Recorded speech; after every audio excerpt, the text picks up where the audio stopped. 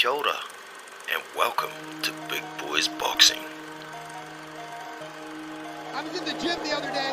Oh, he's out cold! Straight to his face! Oh my goodness! He's taking a short hook on the inside. Crap! Look, here comes another one. Here comes another one. 3 punches to the button on the inside. Short compact hook, and that man is marbleized onto the mat.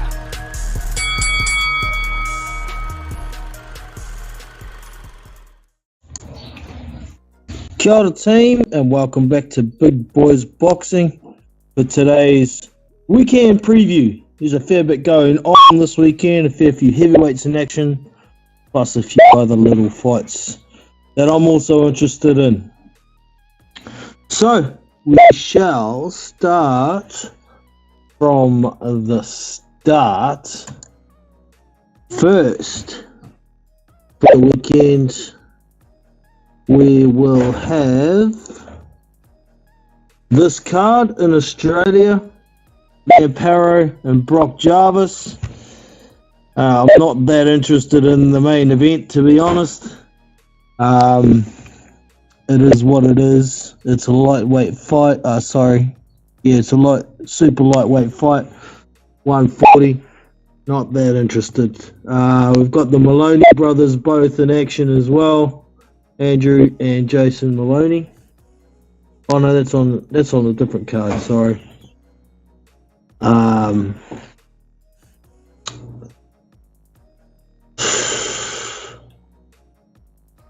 this one here, I'm not that interested in either. Not interested at all. But here we have Dempsey McKean, 6'6" southpaw, 21-0. He's taking on this guy, Patrick Corte. Don't know much about him myself. He's 18-1-1. The record doesn't look too bad, but the dude has never fought outside of Germany. So they've shipped him in as a showcase. So a quick look through. Look, Germany. It's all Germany. Hasn't been outside Germany whatsoever.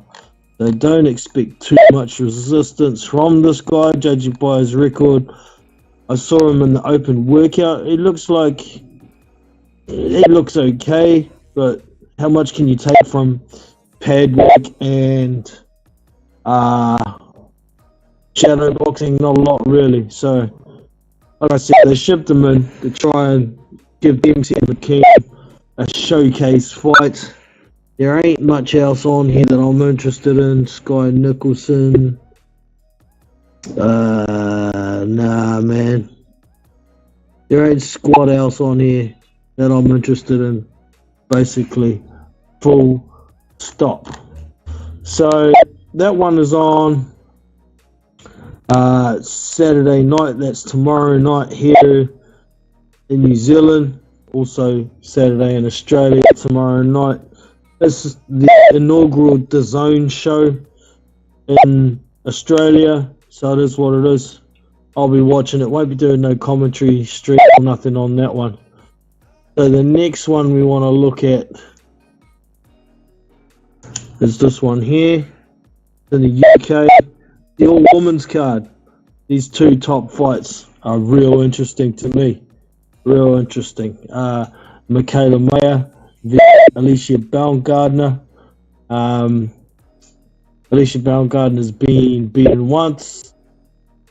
It was a 4-round decision, I believe, back. But she's been on the rise ever since. She basically, her claim to fame was she knocked out Terry Harper unexpectedly. Terry Harper got stopped on her foot. She got knocked out and was still standing up, stumbling around. The ref come and stopped it, and ever since then, Michaela Mayer's wanted to fight her because Michaela had 3 belts. Alicia Baumgardner's got 1, so they're going to get it on. Michaela Mayer is very, very large for the weight. I believe it's at 130. Quick look at some stats here. Where is she? Yeah, height 5'9", reach 66.5 inches. So if we compare that to Alicia's stats, you'll see the difference.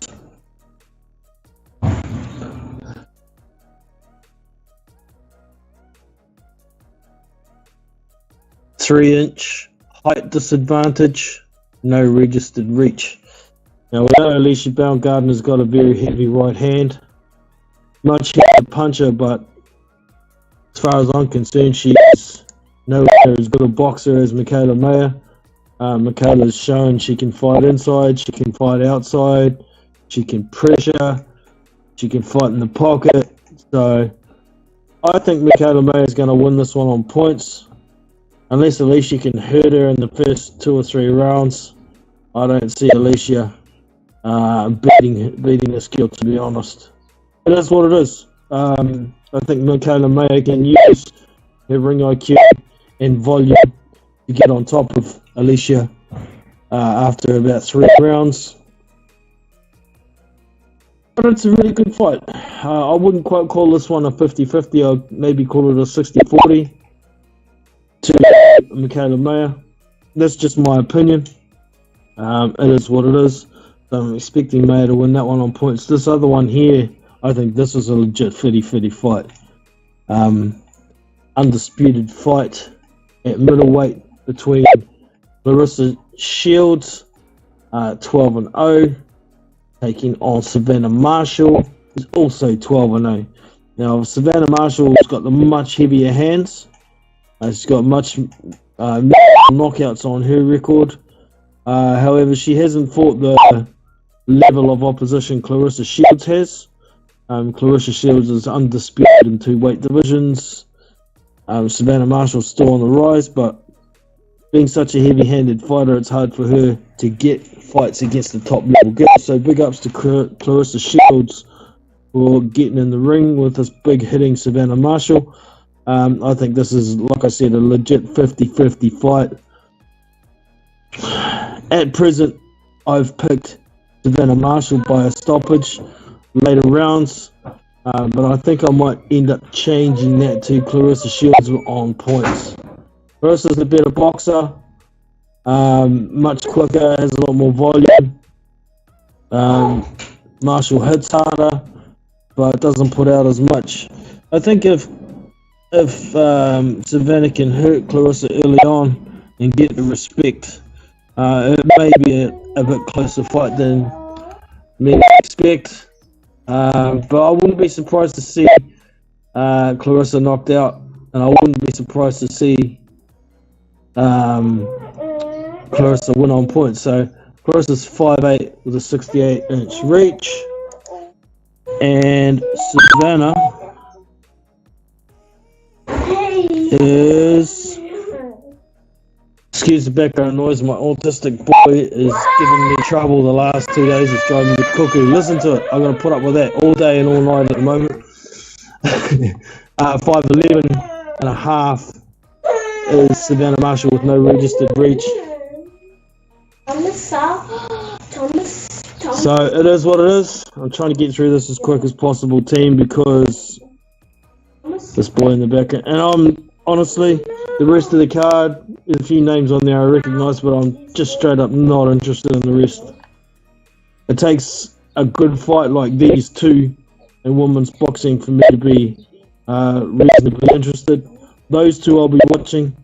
The rest I don't really care about. So the next one is this Deontay Wilder versus Robert Helenius card. It's on Fox in the US. I imagine it'll be on Sky, possibly. I don't even know what it'll be on in the UK. It doesn't say here. It's pay-per-view Fox in the USA anyway. There's a few heavyweights on this card. I'm real interested in this. We'll start with the main, Deontay Wilder and Robert Helenius. Son, go away if you're going to make that noise. Go away. Go. Go to your room. Go. Go. By crikey, little toad. Anyways, sorry about that, team. So yeah, Deontay Wilder is expected to win this one. Many think Helenius is just going to get knocked out with one punch early on. I give Robert Helenius a lot more of a chance than most people do. Deontay Wilder's coming off 2 bad knockout losses. The nerves in his chin might not be so good. I don't think Robert Helenius is a tune-up like many are saying. Robert Helenius, he's the same height, a similar reach. He knows Deontay Wilder, and he's got lots of experience. He's been boxing for 25 years. He's been in camps with the likes of Vladimir Klitschko, Deontay Wilder, as we know, Tyson Fury. He's been around. He knows the ins and outs of boxing. He's had a few downfalls in his career, as you can see. He's got 3 losses. 1 decision loss to Dillian White. 1 stoppage loss to Johan Dilper in a fight that he was winning easily. Got caught with a big shot and couldn't recover. And of course, his latest loss was against Gerald Washington, where he got stopped in the later round. Was it round 7? I think it was round 7. Let's have a quick look. Oh, it was round 8. He got stopped in that. And I recently discovered that preparing for that fight, he was actually quite ill. He was on medication. He was lucky to be cleared to fight in that fight. So, and I thought he got really tired in round 7. He started backing up with his chin in the air and he got caught with something. He did go down flat on his back and wasn't moving, but he was exhausted. It was what it was. Now, he's coming off a couple of really good wins over Adam Kovnarski. 1 stoppage, and the second one was actually a disqualification. Even though they have it listed on BoxRec as a TKO, it's not the case. The referee in that fight was Celestino Ruiz, and he said when he called the fight off, "I'm disqualifying you." It was after several low blows, so it was a disqualification. Why they've got it up as a knockout or TKO, I have no idea. Trying to cover up the dirty ass shit, I guess, that Kalnacki was doing. But anyway, I'm giving Robert Helenius about a 30% chance in this fight. He hits like a bus. If he can land on Deontay Wilder, it's going to be trouble. I mean, I think Robert Helenius is the hardest hitting heavyweight that Deontay Wilder has faced. Yes, that's including Luis Ortiz. Luis Ortiz hits hard enough, but I think his power is overrated to an extent. Robert Helenius is a very straight up fighter and not the hardest guy to hit. But if he hits you back, you're in real trouble. He hits like a bus, trust me. Deontay Wilder seems to have gotten his weight back down. I saw him in the open workout yesterday and he's looking quite fast. Back to more of a weight where what suits him.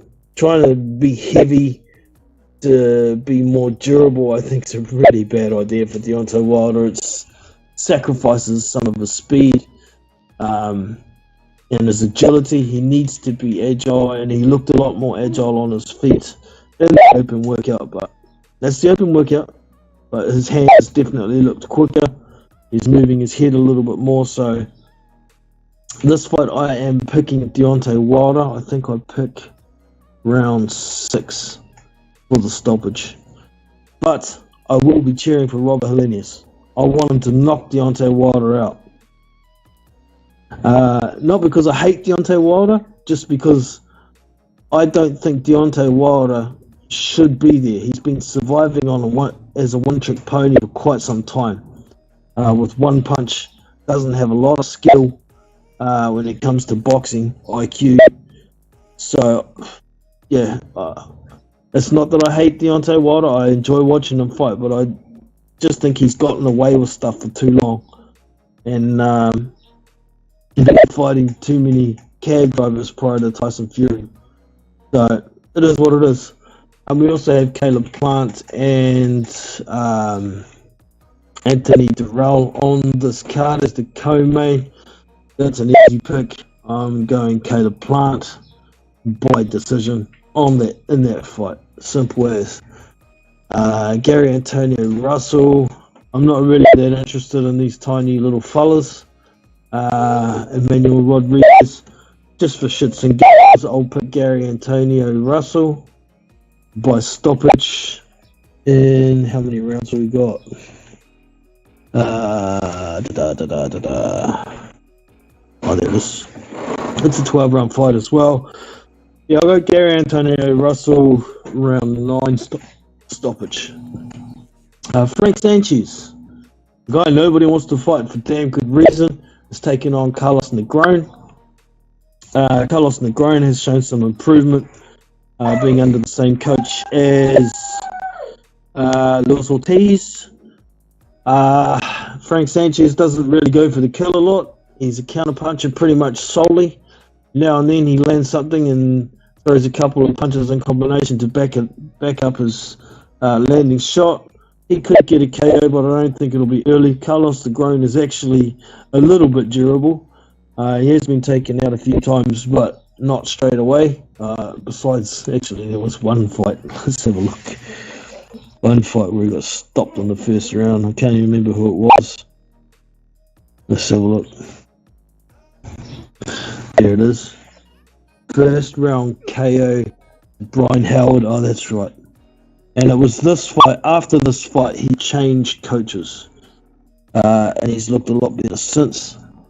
Not a world beater or nothing, but he's looked a lot better since. Dominic Brazil took 8 rounds to get to him. That's pretty standard for Dominic Brazil. He's always going to lose the first few rounds.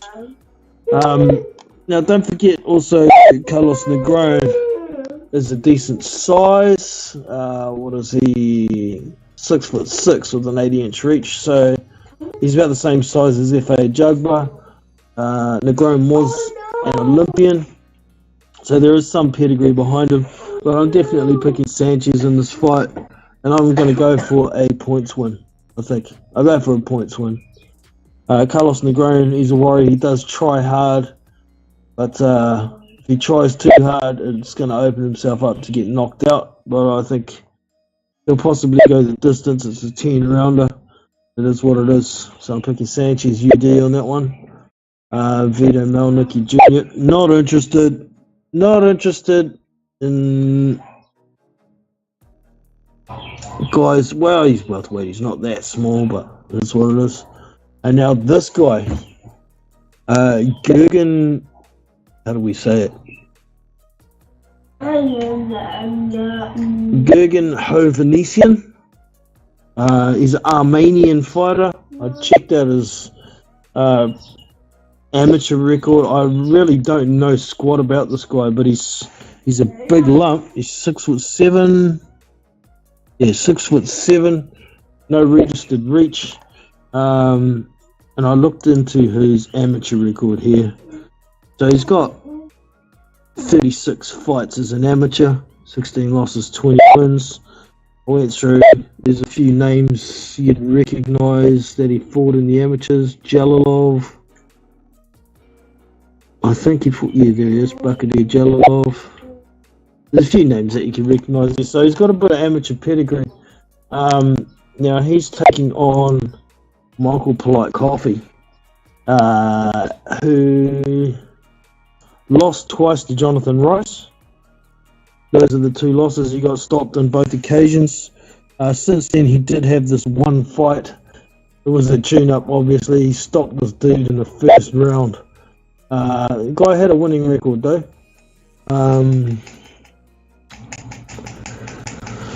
But yeah, he got stopped twice by Jonathan Rice. Oh, actually, you did the second one. What the hell?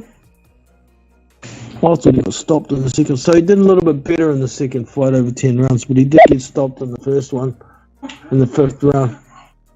Just couldn't close the gap on Jonathan Rice, who's 6'5" or something. And yeah, Jonathan Rice just had better footwork. He's the same height as Jonathan Rice was. But I'm guessing Michael Polite Coffee only had a couple of amateur fights. I think it was only 4 fights or something like that. He came out of the Marines, I believe. Michael Polite Coffee. Now this guy here, I'm just judging by his amateur pedigree. He might be okay. He might be better than Coffee. His amateur record suggests that he's possibly better. Michael Polite Coffee's got a big punch if he can set it up and get to him. So this could be a 50-50 fight for all I know, because I don't know much about this Gurgen Hovhannissian guy. I don't know. I'm just going to pick Hovhannissian by points at this point. But when I go and check out my betting site, I might chuck just a small wager on Michael Polite Coffee for the stoppage. So we'll see what happens. That's a real interesting one. I like these fights where I don't know who's going to win, even if it's because I don't know much about one of the fighters. So I'm looking forward to that one. We've also got Giovanni Bruzon, Cuban fighter, taking on, who's this dude? James Evans, 4-1. I don't know too much about James Evans. I have heard of him. I did look into, I have seen Giovanni Bruzon fight before. And as you can see, he's got one loss here. He lost to Lenier Pero, the South African heavyweight, former cruiserweight, who was a UD over 8. So, quick look at James Evans.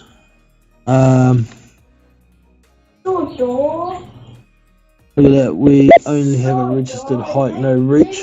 So 6'5". I can't say I might have seen highlights of this guy fight before. But looking at his record, 5-0, 1-1, debut. So he hasn't really fought anybody that's got any kind of experience really yet. Has he got an amateur record? Let's have a quick nosy. He got an amateur record. 9-5. Not exactly stellar, right? So let's have a quick look at Giovanni Bruzon. I'm pretty sure he's got a decent amateur pedigree, being Cuban. There you go, 34-10. However, he's looked a little bit lackluster, has Giovanni Bruzon. He's the kind of guy who likes to counter punch. Typical Cuban kind of guy, really. Doesn't really bring a lot of aggression. And I'm not sure he's got that much power, to be honest. Obviously, looking at his record here, UD. Oh, what's RET? Retirement? Must be. Yeah. Used to be RTD. So I've changed that on BoxRec. Another RTD, RET, and a UD. So he's not exactly the big powerful puncher, so I'm picking Bruzon to win this one on points. Now, is there one more on this card that I was interested in? Oh shit, missed the card. Get back on the card. Vita Milnik. That one. No, that's about it, I think. Not interested in the rest.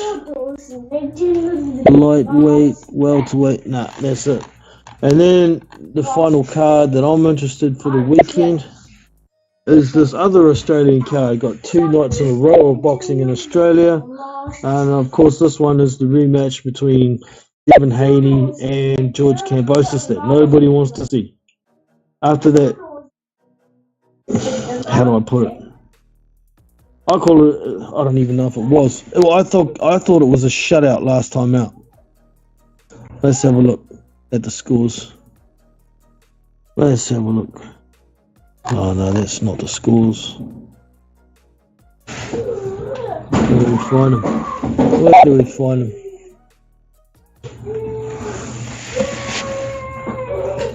got it blown up so big that you guys can see it properly, that the scores thing has disappeared. So give me a sec here. Minimise it a bit. Will it come up? That's builders. No, wait, minimise for me. Jesus.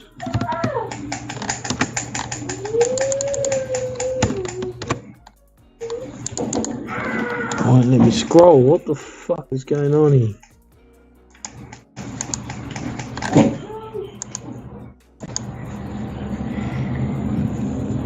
Let me scroll on that one.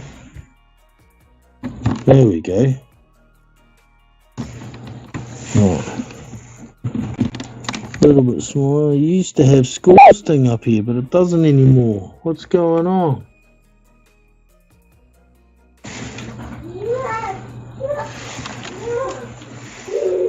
Alright, we'll click there. Scroll down. Haha, here we go. Oh, that's the belt. Wrong. Use my navigation here, team. Lucky, the belts. Wrong fight, eh? Dum. Here's the scores. Come on. Scores. That's fucking jammed again. What's going on? Damn thing. Maybe I'll close these other ones. Will that help?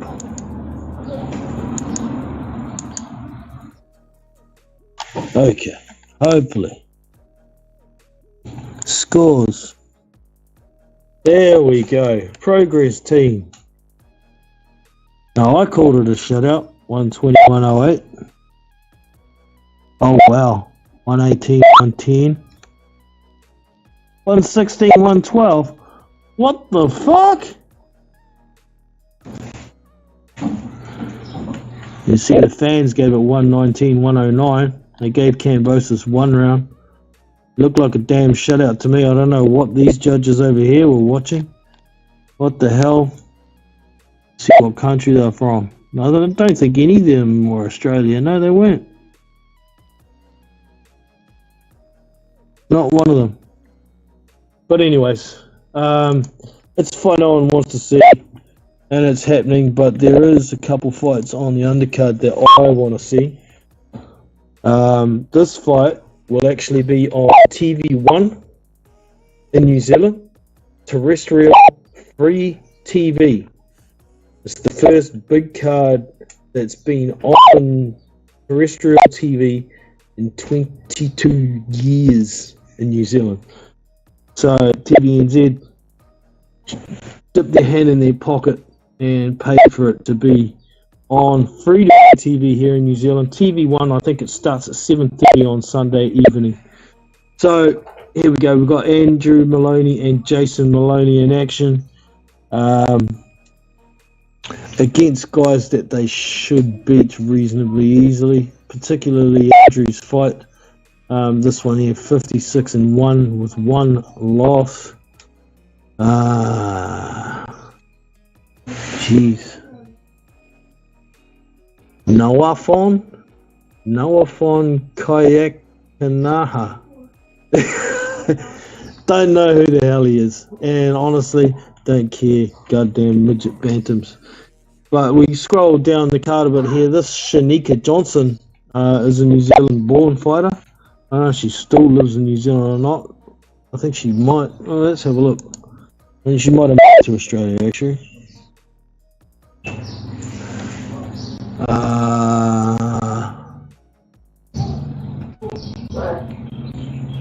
He resides in Melbourne, but she was born in Tauranga, New Zealand. Tauranga, Mount Maunganui area. So, by the looks of her face and her nose, she has some Māori background. But anyways, I've seen her fight once or twice, making a big deal of her over in Aussie. At present, she's 14-1. She's taking on this Susie Ramadan. I don't know the chick. who's 29-3-0. I'll watch this one because I'll be watching the fights prior to this, definitely. I might not watch the Maloney fights, and I might not even watch the main event because I know what's going to happen.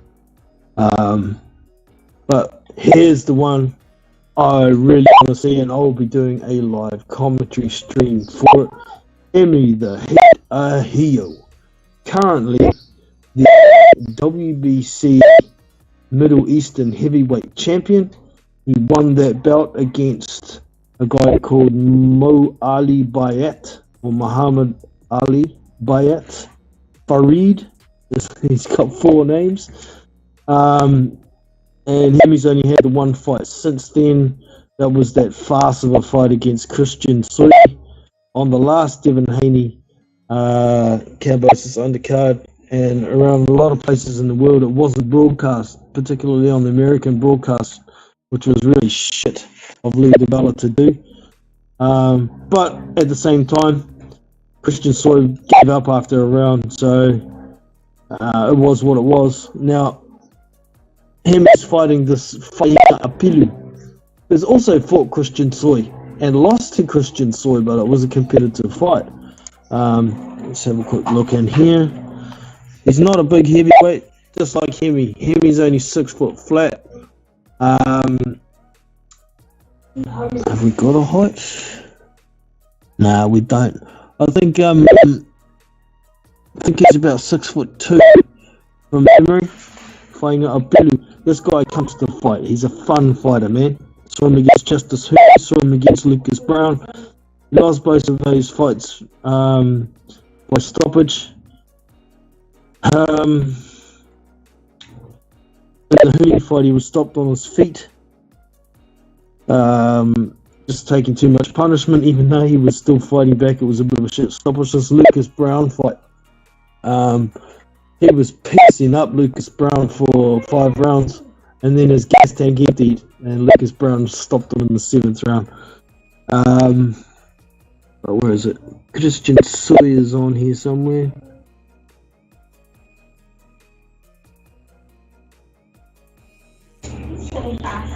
Chris, that's not him. I'm sure he was on here.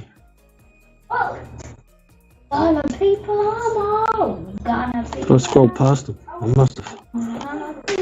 Lucas Brown. Who's this dude?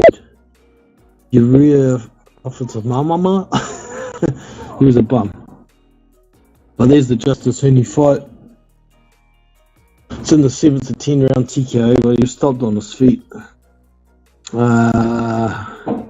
Hunter Sam, he's another guy who's actually quite tricky.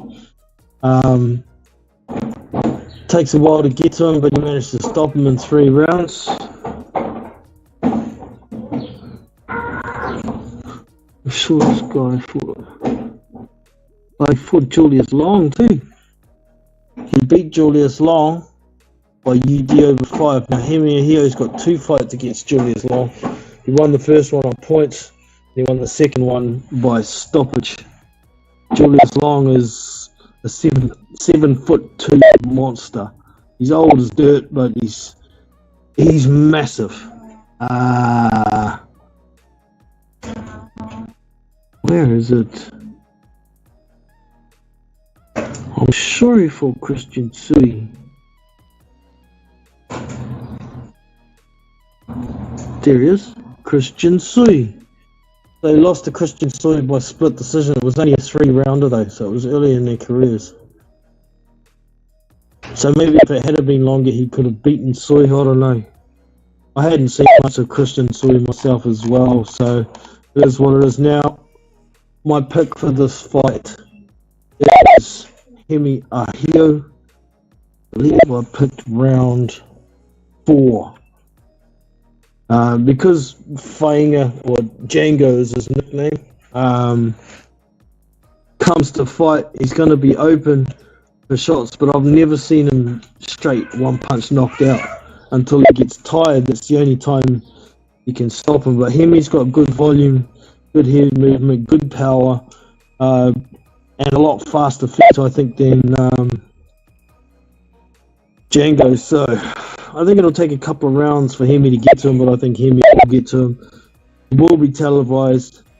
Hio at the moment is my favourite heavyweight to watch. He's such a fun fighter. So I hope he gets the exposure and the opportunities coming up. After this fight, if he takes the win, he'll be 20-0. So it's about time that people started paying a bit of attention to this dude. If they watch him, he's a hell of a lot of fun to watch. He's a really good, fun boxer to watch.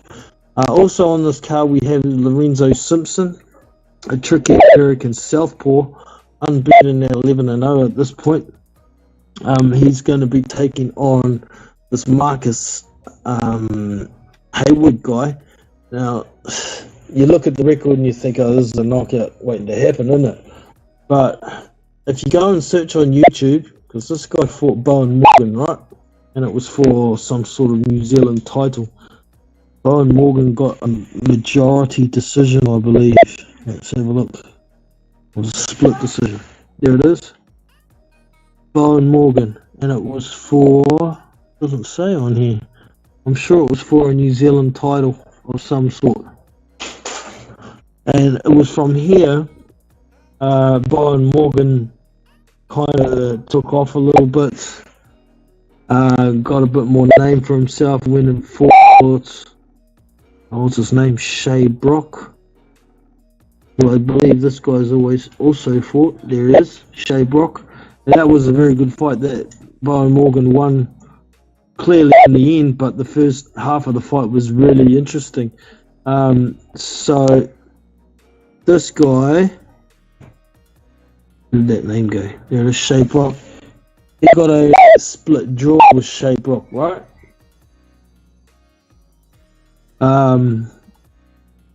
But this fight against Bowen Morgan, it's on YouTube. If you go and watch it, you score it yourself. You tell me who won the fight, because I'm damn sure that this guy beat Bowen Morgan by like 5 rounds to 3 or 6 rounds to 2. I thought it was an easy, clear win, but somehow Bowen Morgan got the win in this fight. So we may get a little bit more than most people are expecting out of this guy against Lorenzo Simpson. Now, Lorenzo Simpson is a very sharp fighter. I'm not gonna try and shade Lorenzo's skills and big up this guy because he's a New Zealander. I think Lorenzo Simpson will outbox this guy, will outbox Marcus Haywood reasonably easy, but Lorenzo Simpson doesn't seem to have very heavy hands and he likes to fight off the back foot. So even his counter shots aren't that heavy. It says he's got 7 knockouts out of 11 wins here, but if you look at his competition that he's faced at the same time, they haven't really been stellar. 25-13, 17-12, 11-0. That one was alright. That one was alright. Sammy Duversons. Don't know the dude, but that's probably the best name on his record. And if you go through Sammy Duverson's record, I bet you he's got something similar to this, 15-9. Then into the late records for Simpson. So he hasn't faced a good level of competition yet. He's only into his 11th. This will be his 12th fight. So that's what else. I'll be picking Lorenzo Simpson by unanimous decision in this one. I think it's a pretty much a sure thing. But this guy Marcus Haywood has some decent inside work. He's patient and waits for his opportunities. But with Lorenzo Simpson being a back foot counter puncher, I think Marcus Haywood is going to have a hard time trying to wait and pick shots. He's going to have to try and come forward and slow down Simpson to the body. But I think Simpson's footwork is going to be far superior, and he will get the win. I think it'll be decision, not a knockout. Haywood's pretty damn durable too, so it is what it is. What else was there on here that I wanted to mention? I think it was just David Naika. There we go, David Naika, Commonwealth gold medalist, Olympic bronze medalist at heavyweight, which is cruiserweight in the pros. He's 4-0 in a 6-rounder against this Titi Motosaga. I don't know who this dude is, but he's 4-0, and I had a look into his record. He's got 3 knockouts, no picture, no stats, so don't know squat about the dude, but he's fought nobody. So look, losing record, debut. So can't really take squat from any of that.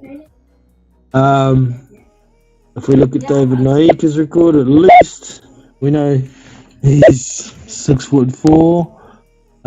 He's got about a 78-inch reach off the top of my head, somewhere there, maybe 79. The guys he's fought, losing record, winning record by 1 fight. Losing record by 1 fight. So, and of course, a winning record for his debut. It is what it is. David Naika, he's got a very amateur style. His footwork's okay, but he tends to get a little bit tired. Now, he has been over training with Joseph Parker and Tyson Fury in the Andy Lee gym. I think he's been back for a little while now, but he had been getting some good work in over there, trying to adjust to the pros, adjust his style a little bit. I'm expecting him to get a stoppage win in this fight. I've picked round 5. I think it'll still take him a while to get to this Titi Motosaga. Titi Motosaga? I don't know who the hell the dude is, but it is what it is. And that is my predictions and preview for the weekend. Actually, there's a couple more I want to mention.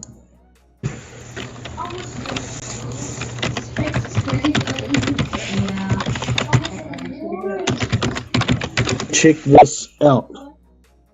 Eddie Chambers is fighting tomorrow. That's right, Fast Eddie Chambers is back. So, hey, oh, it's cancelled. It was on. It was going to be fighting tomorrow, but it's gone. Yeah, man. He was going to be fighting, and now it's gone. I don't know. Wow, that's odd. He was definitely fighting. I've got a screenshot over on Discord of the guy. I'll actually go and see who it was. Give me a quick sec here. Hey! It's my older son being an egg now.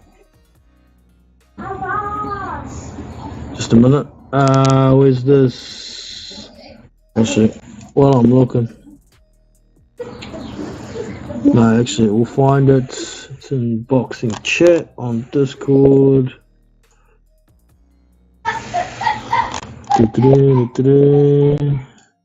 Here it is.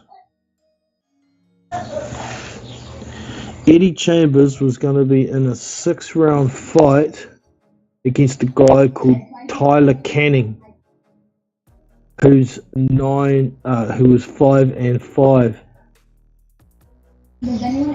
And just check the date. Yeah, it says Friday, 14th of October. So it's definitely gone. Got cancelled. That's interesting. There is one more heavyweight fight. Let's bring him up.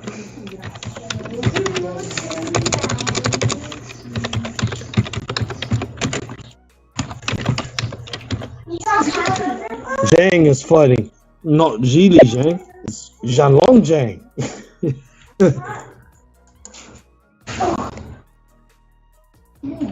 Yeah, there it is. No, that's the wrong one. Comes up with this other boxery crap. Zhanlong Zhang. He's 19-0 with 18 knockouts. The only fight he didn't knock his opponent out was in his last fight. This one here was a 10-rounder, and it was Guillermo Casas. Don't know who the dude was, who was 10-2. But the big thing is here, Zhanlong Zhang is coming in at the 280 pounds these days. This last fight was in May this year. But if we scroll down his record, you'll notice the weight. Oh, they don't have his weights. But they have some of his weights further down, where he used to weigh in. Okay, he's been around 282 for a while, assuming those other fights are similar, but earlier on in his career, he was down 275, then it goes down more, 273, goes right down to the 250s somewhere, I believe.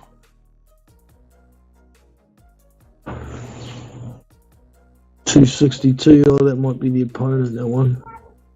Yeah, that was the opponent's weight. There we go, 252. Early in his career, he was weighing much less. Now, this guy isn't 6'6" like Zhili Zhang, and he's apparently no relation. He used to live in China, and now he's moved, residing in Canada at the moment. But like I say, he's not the biggest fighter. He's 6'3.5", like an average size heavyweight with a 76.5 inch reach. But you know, his prime weight's about 255, and he's fighting at 285. If he comes in that fat for this fight, It's on the tree. I don't know what's going to happen. Now, I looked into his opponent, this Erdogan Kadria, and I believe he used to be a cruiserweight. So he's 18-5, 12 knockouts, 4 knockout losses. So he doesn't have the best chin, but looking at his weights, 201 pounds, 200 pounds, 197. So he used to be a cruiserweight, right? It's hard to know because I don't know who he is. He's German. We've got no height and reach. So this last fight for Zhanlong Zhang that he didn't win by stoppage, this guy here, I'm sure I looked into him, and he's a small kind of guy as well. He can move, use a bit of, there you go, 5'11". He's not a big dude. He was Mexican. He can move a bit and give this Zhanlong Zhang a bit of issues with the movement and the speed. If he can run a fat Zhang around for 5 or 6 rounds, maybe drop a few rounds and then start pouring it on after Zhang's been chasing him around for 5 rounds, then shit, this could be a real problem for Zhanlong Zhang. But if Zhanlong Zhang comes in at a lighter weight, say 260s, after being that fat for quite some time, he might be able to handle a bit more speed and have a bit more stamina later on in the fight. So initially, I've picked this, how do we say it? Erdogan. This Erdogan Kadria. I've picked him to win by split decision at this point. So I might change that to Zhang by knockout yet too. Yeah. It's possibly competitive, but only because Zhanlong Zhang's a big fat pig. Big fat pig who is too fucking lazy to get back into fighting weight, so he takes these supposed easy fights. Step up your game, Mr. Junlong Jang. Sort your shit out. Get some discipline and start fighting people who 19-0 should be fighting, not cruiserweights. Alright? So, that, my friends, is the weekend preview for me.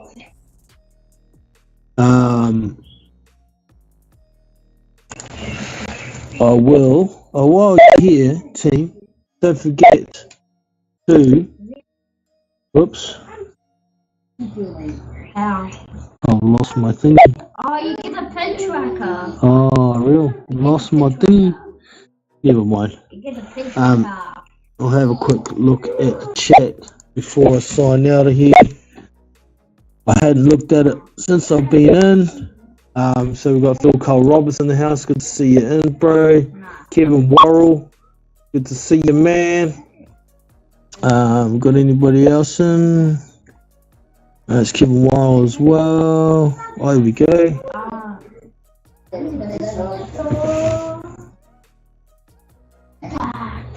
Tigo Henny.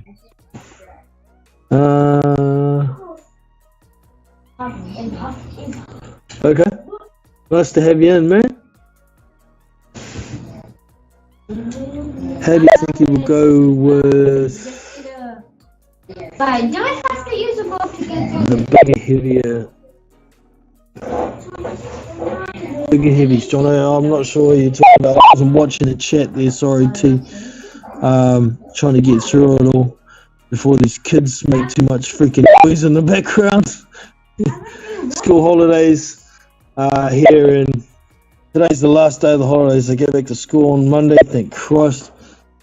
My autistic boy in particular is starting to drive me a bit crazy. He has to go back to school. I think that was everybody for the roll call. Oh, who's that at the top there? That was also Kim Worrell. So, touch on a couple of comments at the bottom here. They're stronger than them. You can talk, you're just talking really loud. Sorry, team. I assume that Eddie Chambers must have.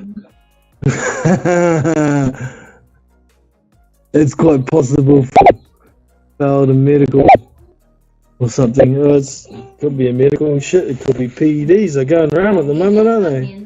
Who knows, man? But it's definitely cancelled that fight anyway. Not to say that I was looking forward to it or anything like that.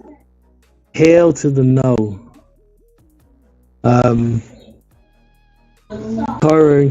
Tyler Canning is fighting someone else. Okay, so right, that makes sense. Eddie Chambers did something, couldn't make the fight. Maybe a visa issue. I don't know. Who knows? It was in Wyoming anyway. But yeah, so that's the weekend preview anyway. Hope you all enjoyed. I will be doing a live stream on Sunday. Shit, I might end up doing a couple. I might do something for the Wilder Hellenius card, since there's 4 heavyweight fights on there. I might do something for that. I might just run a fight party on Discord, but I will definitely be doing a live stream. Hey! Keep it down! By crikey, these kids. I'll definitely be doing a live stream for Hamia Hio v Painga Apilo. So keep an eye on the channel for that one. And I shall catch y'all all in the next one. So I'm out of here. See you then.